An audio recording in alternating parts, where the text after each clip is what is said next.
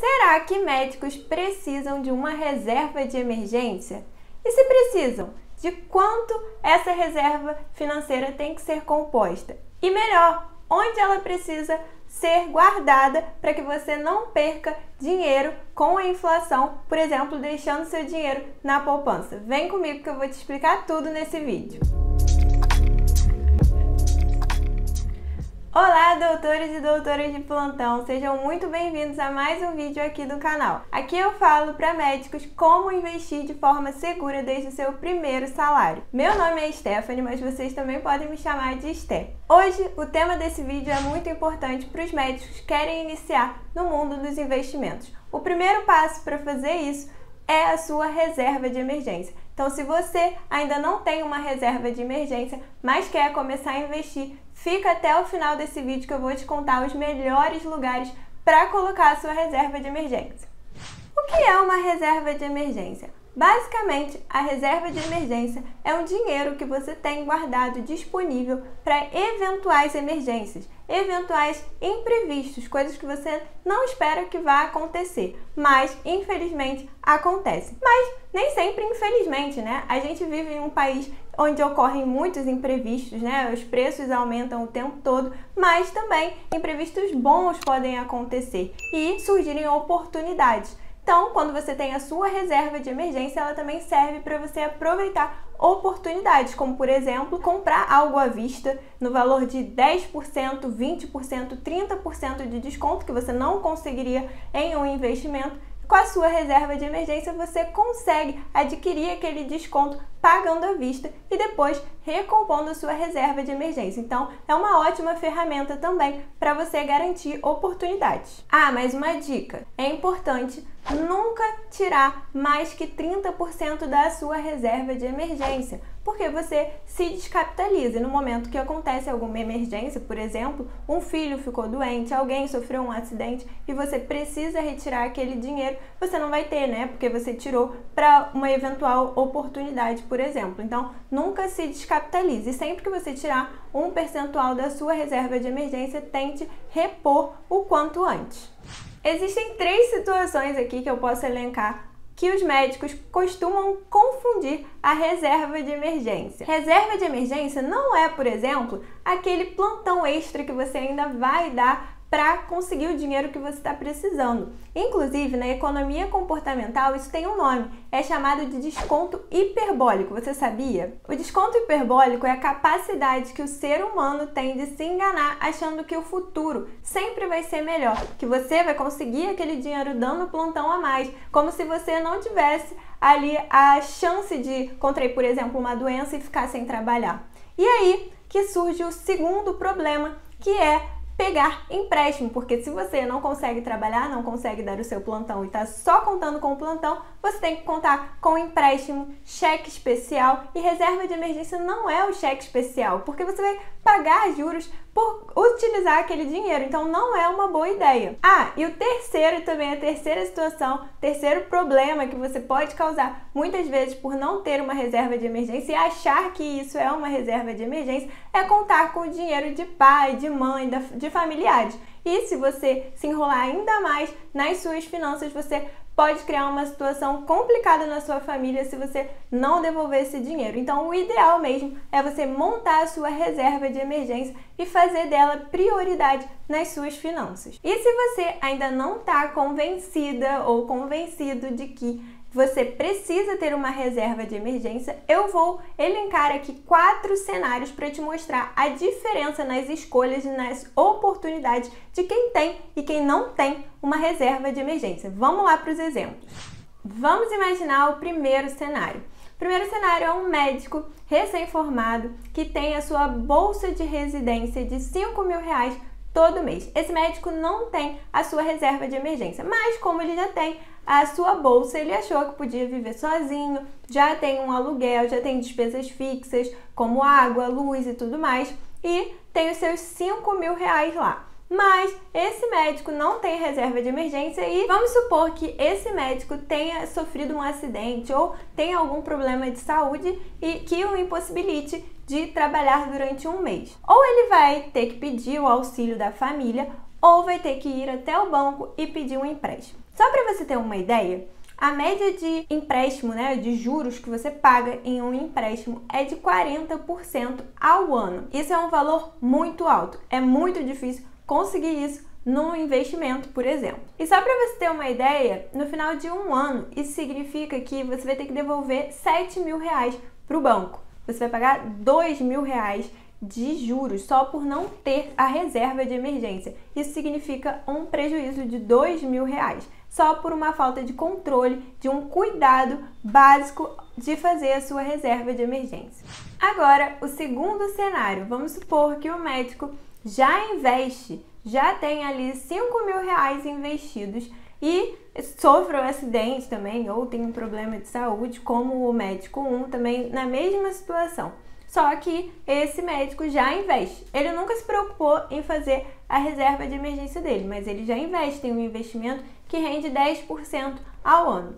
Esse médico precisou tirar todo o dinheiro dele para pagar as suas despesas fixas. E por ele não ter a reserva de emergência, um investimento dedicado a isso, isso significa que ele está perdendo também. Sim, perdendo, porque ele perde R$500 de rendimento que aquele investimento traria para ele, só por não ter a sua reserva de emergência. Isso que a gente chama de custo de oportunidade, que é o que você estaria ganhando caso aquele investimento estivesse lá investido de maneira correta, se você tivesse a sua reserva de emergência para finalidade, que é quando acontece uma determinada emergência.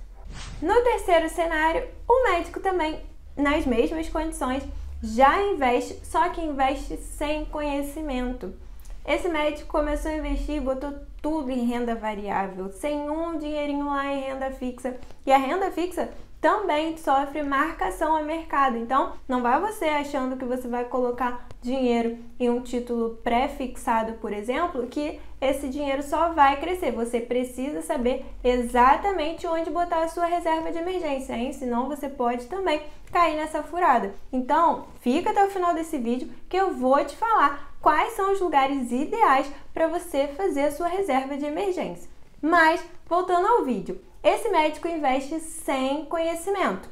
Isso significa que, no momento que ele teve ali a sua emergência, ficou mal de saúde, as ações, a renda variável que ele investia lá, caiu tudo, tá uma crise econômica e ele está perdendo dinheiro nesse momento. E o que acontece? Esse médico precisou tirar o dinheiro e também acabou perdendo, porque ele teve que tirar o dinheiro em um momento errado. Era um investimento para longo prazo e ele usou como se fosse curto prazo. Então, foi um baita erro.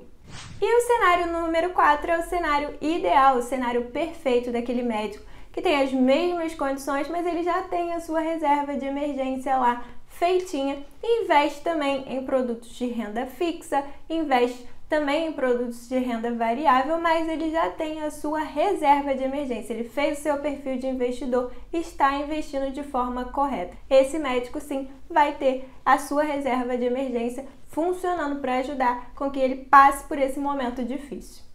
E você pode estar falando aí, não, minha saúde é de ferro, eu nunca passo mal, não vou ter esse tipo de problema. Mas eu lembrei de uma história aqui que aconteceu, inclusive, com o meu noivo, Matheus, e eu acho justo a gente trazer aqui, acho muito relevante a gente trazer aqui para você entender como a reserva de emergência funciona na prática. Recentemente, o Matheus estava indo para uma viagem, para um curso lá em São Paulo. A gente é daqui do Rio. E aí ele tava indo, né? Pegou a ponte Rio-Niterói. O celular dele já acordou, já de manhã cedo, já meio estranho, né? E aí ele falou que no caminho o celular começou a esquentar muito, apagou e ele ficou sem celular. Ele teve que parar no centro do Rio antes de ir para São Paulo para deixar o celular na autorizada e teve que alugar um celular. Então preste atenção, né? Aí já teve um custo que era inesperado. Ele acordou, ligou o celular já estava meio estranho. E aí já teve que pagar, né, pelo aluguel do tempo que ele estaria utilizando o celular da autorizada. Depois que ele voltou, foi até a autorizada, o celular não tinha apresentado nenhum defeito, a gente até hoje não sabe o que aconteceu com o celular. E aí ele teve que pegar, né, já ficou esse dinheiro da autorizada, um custo que ele não esperava. E no dia que ele estava indo buscar o celular, dentro do período de 2 meses, gente, foi uma maré de azar. Aí ele estava voltando, passando de novo pela ponte Rio-Niterói E aí um motoqueiro acertou o carro dele, né? E aí o motoqueiro caiu e tudo mais. Ainda bem que não aconteceu nada com o motoqueiro. E a franquia do seguro, ele foi ver, né, quanto que custaria a franquia do seguro, do carro e tal, para consertar aquela batida que tinha acontecido. E a franquia do seguro ficava bem mais caro do que o conserto. O conserto era R$1.000, eu não lembro agora quanto que ficou exatamente a franquia do seguro, mas era uma diferença bem grande. Então ele teve que pagar pelo conserto do carro e a franquia já ficaria muito mais cara. E além disso, no mesmo mês, no mesmo período, né, a gente foi para o centro do Rio de Janeiro. No dia, inclusive, que a gente foi chamar, né, uma amiga minha para ser madrinha do casamento, enfim, a gente parou o carro, deixou o carro dele lá parado na rua, não tinha nenhum tipo de placa. E quando a gente voltou, o carro não estava mais lá. O carro tinha sido rebocado.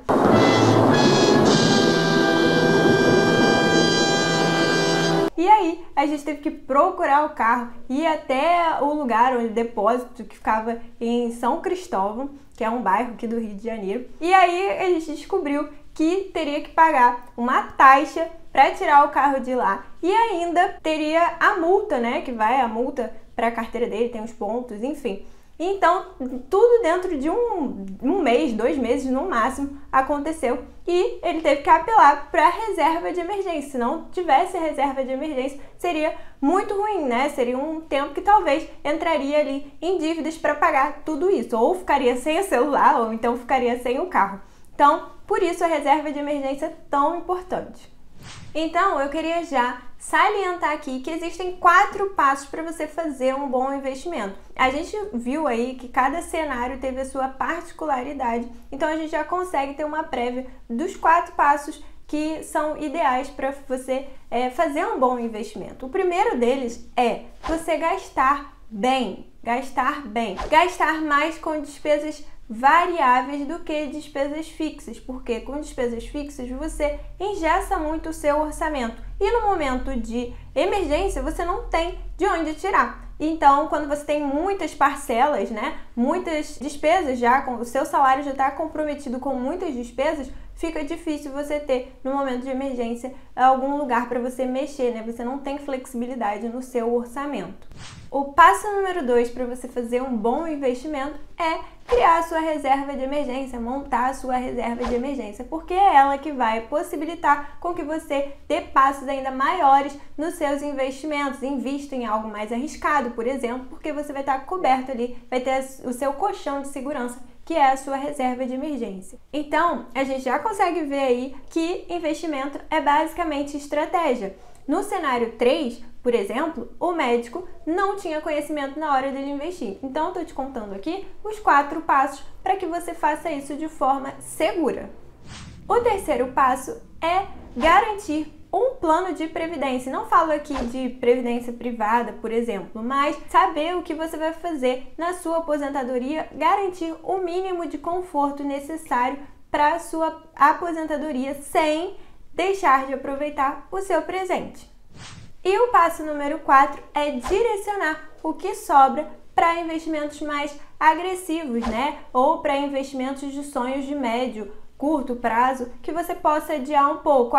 Eu vou investir em algo mais agressivo, se der certo, eu vou talvez antecipar a minha viagem. Eu investi em algo agressivo, não deu muito certo, eu vou esperar mais um pouco, vou adiar um pouco a minha viagem. Então, dessa maneira, você vai adaptando os seus investimentos com o seu orçamento e com os seus sonhos. E antes da gente ir para a parte final, onde eu vou te contar quais são os melhores lugares para você deixar a sua reserva de emergência, primeiro eu quero saber de você. E aí, qual foi o perrengue que você passou também e que a reserva de emergência te ajudou ou que te ajudaria? Eu quero que você deixe aqui nos comentários, me conte também, porque eu tenho certeza que vão vir aí histórias bem inusitadas. Então me conta aí que eu quero saber como a reserva de emergência te ajudou ou como ela poderia ter te ajudado. Beleza, Stephanie, entendi tudo sobre reserva de emergência, já entendi a importância da reserva de emergência, mas até agora eu não sei quanto que eu tenho que poupar, qual é o valor de reserva de emergência ideal para um médico, para uma médica. E a resposta para essa pergunta é: depende. Cada médico tem o seu estilo de vida, cada médico recebe o seu salário de uma maneira diferente. E a reserva de emergência também vai se adequar para cada médico. A gente tem que ter na nossa cabeça que planejamento financeiro, finanças é algo muito particular. Existem técnicas, existem estratégias, mas a gente tem que ir adequando para a nossa realidade. Se você, por exemplo, é um médico funcionário público e tem uma certa estabilidade, tem o seu salário todo mês fixo ali, você pode ter uma reserva de emergência menor do que aqueles médicos que ganham por plantão, por exemplo. Então, para esses médicos que são funcionários públicos, uma reserva de 2 a 3 meses está o ideal. 2 a 3 meses o quê? Do seu padrão de vida. Então, você tem que multiplicar o valor do seu padrão de vida, do seu custo de vida mensal pelos 2, 3 meses. Quanto mais meses você tiver de reserva de emergência, maior o seu colchão de segurança. Mas, em média, para os médicos, uma boa reserva de emergência é composta de 6 vezes o seu custo de vida mensal, de 6 a 12 meses o seu custo de vida mensal, beleza? Então isso significa que se você precisa de R$5.000 para você viver todos os meses, então você precisa de uma reserva de emergência de no mínimo R$30.000. E onde médicos devem deixar a sua reserva de emergência? Momentos de tensão, foi para isso que você ficou até agora aqui nesse vídeo. Bem, onde deixar a sua reserva de emergência, doutor, doutora? Em um investimento com liquidez diária. O que significa liquidez diária? É um investimento que você vai ter os recursos ali disponíveis a qualquer momento, quando você precisar. A gente não sabe quando emergências vão acontecer, né? Então, a gente tem que poder tirar aquele dinheiro a qualquer momento. Então, o ideal é, quando você for investir lá na sua corretora e estiver procurando seus produtos de investimento,